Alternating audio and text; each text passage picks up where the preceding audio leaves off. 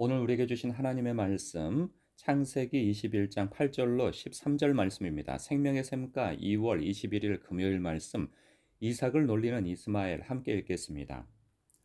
아이가 자라매 젖을 떼고 이삭이 젖을 떼는 날에 아브라함이 큰 잔치를 베풀었더라. 사라가 본즉 아브라함의 아들 애굽 여인 하갈의 아들이 이삭을 놀리는지라.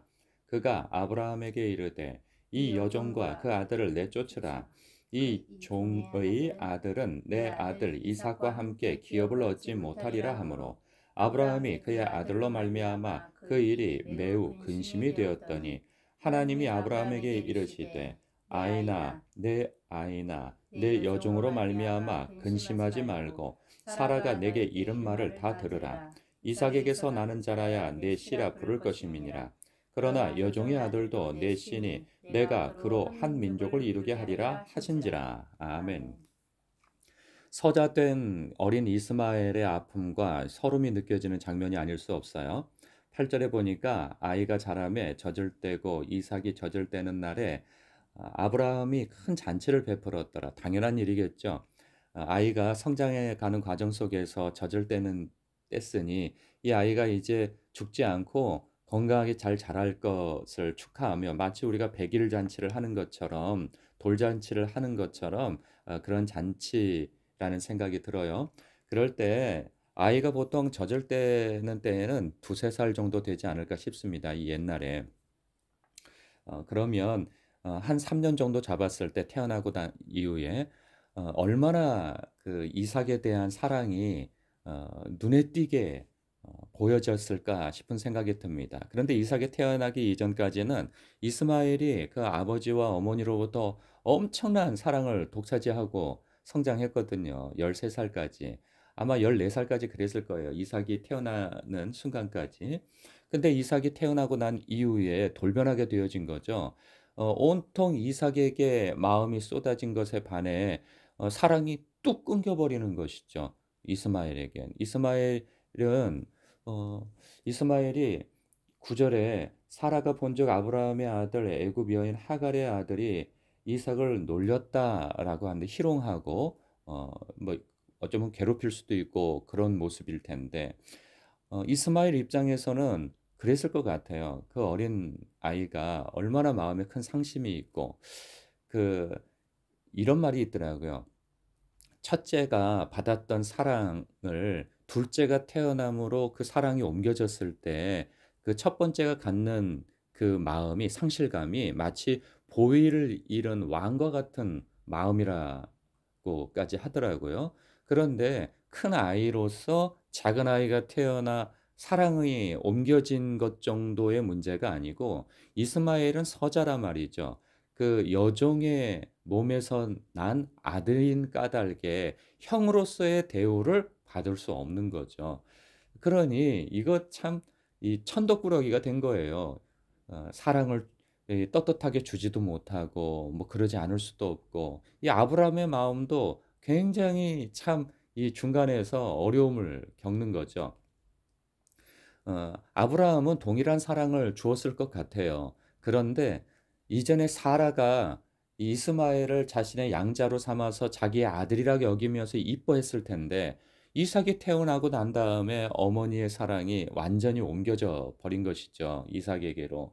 그리고 확연하게 구분하여서 이제 작 순서로는 이스마엘이 장자이지만 실제로는 그 혈통을 이어가고 집안의 정식 장자로서는 이삭이 되어진단 말이에요, 동생임에도 불구하고. 이랬을 때 이스마엘의 아픔과 서름 뿐만 아니라 이 아브라함의 이 깊은 고뇌, 이거 어떻게 해야 하나. 더군다나 사라가 이제 그 10절에 아브라함에게 말하죠. 이 여종과 그 아들을 내쫓으라. 이 종의 아들은 내 아들 이삭과 함께 기업을 얻지 못하리라. 아브라함은요, 자신의 혈육을 굉장히 아끼는 사람이에요. 뭐 누군들 안 그러겠어요? 근데 아브라함은 특히나 더 그런 것이 앞서 그 이야기에서 볼 때 롯이 포로로 끌려갔다고 하는 그 이야기를 듣고 앞뒤 안 가리고 그 한 300여 명을 데리고 가서 그 적군을 물리치고 돌아올 때 목숨을 건 거거든요.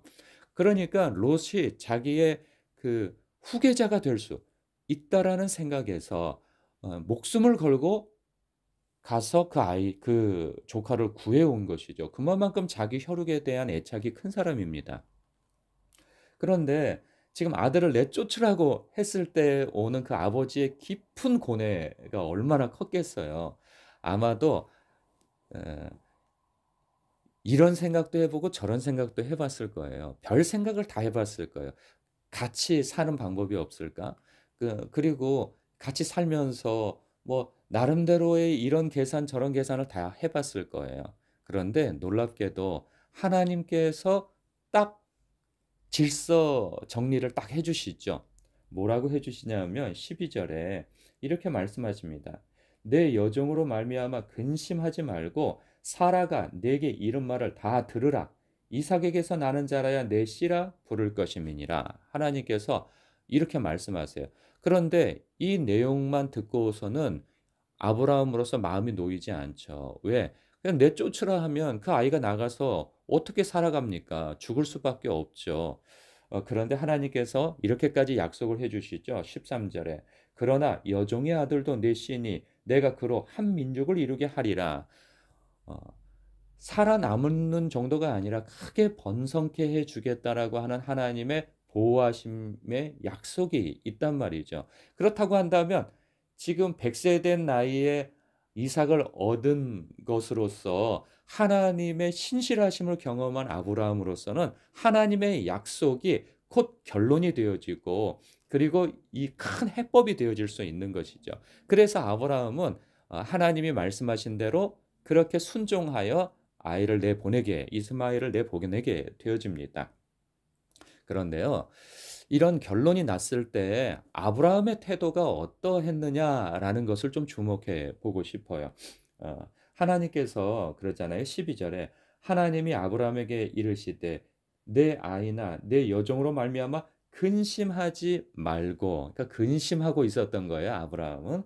그리고 11 절에 보면은 아브라함이 그의 아들로 말미암아 그 일이 매우 근심이 되었더니 고심을 했어요. 고뇌를 했어요. 그런데 인간적인 고뇌를 넘어서서 이 고뇌를 누구에게 가져갔느냐? 하나님께 가져갔다는 의미인 거예요. 하나님께서 대답해 주셨다고 하는 것은 하나님께 그 문제를 가지고 가서 있는 그대로 하나님 앞에 그 고심을 드러낸 것이죠. 이게 기도 아니겠어요? 우리의 삶 속에서 또 마찬가지예요. 이럴 수도 없고 저럴 수도 없고 하는 그런 상황들이 우리에게 늘 있습니다. 그냥 그냥 뭘 하나 탁 정해서 요렇게 하면 딱 좋겠는데 A를 정하면 B라고 하는 부분에 있어서 문제가 일어나고 B를 정하면 A라고 하는 부분에서 문제가 일어나고 이러한 상황 속에서 이러지도 못하고 저러지도 못하는 그런 상황 속에 있어요. 그러면 우리가 하나님 앞에 기도하지 않으면 세상적인 방법으로 잔머리를 굴리게 되어진단 말이죠. 근데 이 잔머리가 결과가 좋게 되어지느냐? 그렇지 않아요. 겉으로는 문제를 해결할 수 있을지 몰라도 이것은 눈덩이처럼 나중에 커져 가지고 잠시 그 문제를 무마시켰을지 모르지만 나중에 더 큰 문제로 뻥 터지게 되어진단 말이죠. 그 문제가 터지지 않는다 할지라도 그 과정 속에서 하나님을 건너뛰고 세상적 그러한 지혜를 의지하여서 그 문제를 해결하려 치면 다른 문제가 또 터지는 그런 상황이 되어지고 만단 말이죠. 오늘은 금요일이에요. 새벽 기도회도 있고 또 밤 기도도 있습니다. 하나님 앞에 사랑하는 성도 여러분, 여러분이 갖는 그 문제를 가지고 진솔하게 하나님 앞에 나아가시기 바랍니다. 그리고 내 얘기만 시끄럽게 떠들지 마시고 하나님 앞에 "주님 어떻게 하면 좋겠습니까?" 라고 여쭙고 기다리는 시간을 가져 하나님의 응답을 들으실 수도 있기 바랍니다. 그럼 하나님께서 오늘 아브라함에게 말씀하신 것처럼 저와 여러분에게도 말씀해 주신다 말이죠. 하나님은 성경 속에서만 말씀하시지 나에게는 이렇게 말씀하시지 않아.